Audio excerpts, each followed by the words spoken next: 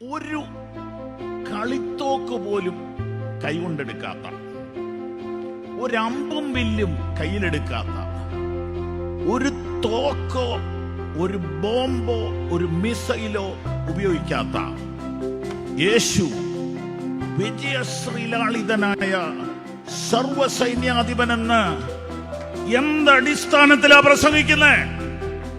കേട്ടോണം. ഹിറ്റ്ലറും മുസോളിനിയും dash dash വാളുകൊണ്ടും ബോംബുത്തി കൊണ്ടും സ്വേച്ഛാധിപത്യം കൊണ്ടും ബുദ്ധി കൊണ്ടും സ്ഥാപിച്ച രാജ്യങ്ങൾ എവിടെ? സ്നേഹം കൊണ്ട്, ക്ഷമ കൊണ്ട് യേശു സ്ഥാപിച്ച രാജ്യം ഇന്ന് രാത്രിയിലും ഈ പന്തലിലല്ല, ലോകം മുഴുവൻ വാഴുക.